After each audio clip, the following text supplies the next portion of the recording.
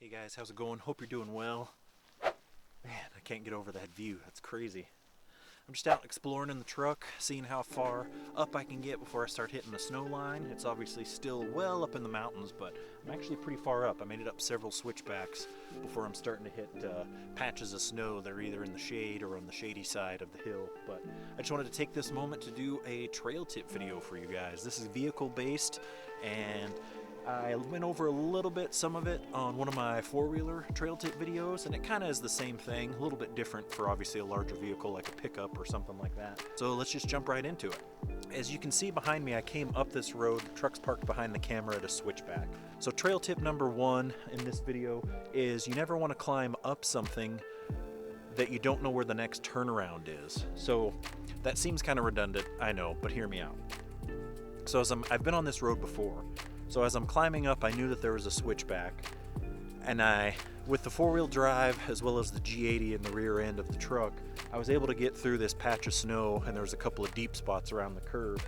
But you might be able to tell that there's the road just a bit further in the trees there. So it was up on the hillside, kind of dipped down, came along here, and then it came back up to where we are now.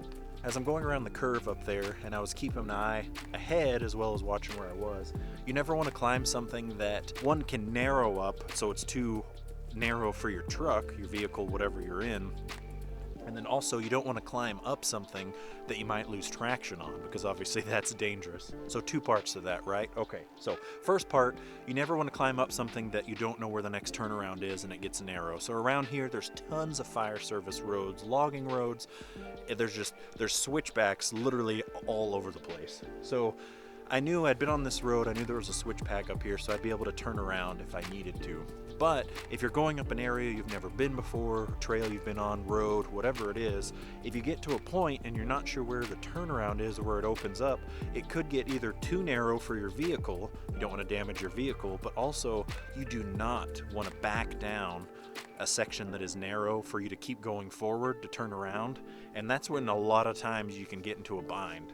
Even an expert driver, as you're backing down, you could get off a little bit, and that either wedges you into the hillside, you start losing traction and go over the opposite side, which obviously is really bad. You always want to watch as you're going, so what I do when I drive around, if it's a road I've never been on, is I always make a mental note. I usually have my GPS up, but I always make a mental note on, okay, I'm making a big turn here, or I'm doing this wide switchback, or it's going up the hillside, or here's a cutout, and there's all these different areas. So during the summertime, when there's that chance you might see another vehicle, you know of a spot you can pull off on, but also there's an area so you know where you can back up to, or you'll be able to use to turn around if you had to come around a corner and it's like huge snowbank in the tree line covered in shade, and then you had to turn around before that.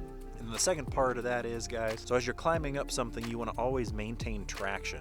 You don't want to just spin the tires just to spin them, but you also don't want to stop, especially in a snow or slippery situation. I just maintained steady course, steady speed, and it was fine. Like I said, I'd been on this road before, so it's not as bad.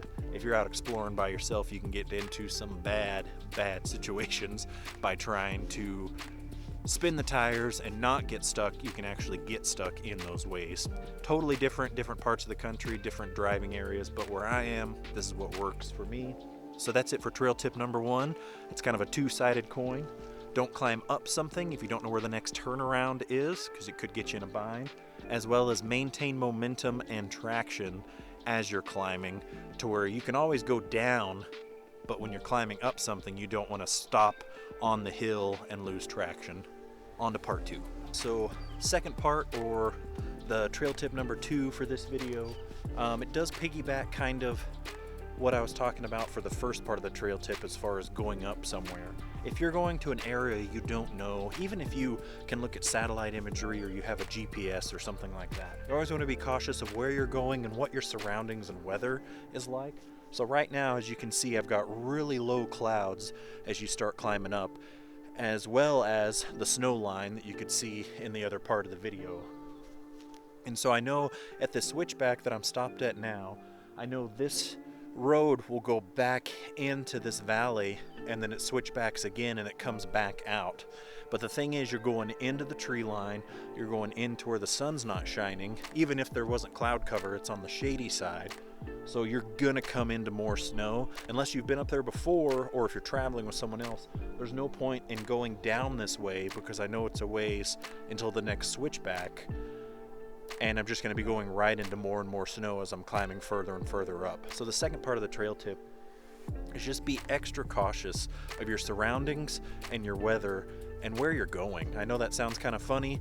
A lot of my trail tips, I know a lot of people that enjoy the outdoors know what it is and what to look for, but this is more for people that have never done it before, or if they're not 100% sure. It's just kind of things that can help you when you're in the backcountry. Alright guys, that's it for this trail tip video.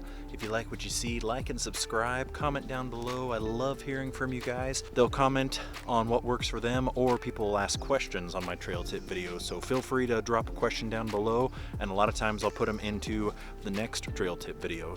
And then one last thing before I end this video is I'm working on a couple different things. I've got 2 different stickers that I'm working on. There is one of them, and there is the other. If you guys want any free stickers, reach out to me, let me know, and I'll try to get some to you. And the other one that I'm working on that I'm still messing with the design on is a shirt. I'm not selling the shirts yet, still messing around with the design.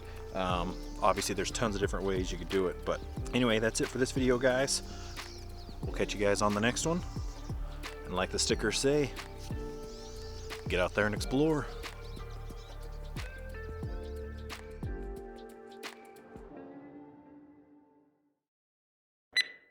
A lot of times people comment on my trail tip videos, either stuff that they've learned that works well for them, and that obviously helps other people, or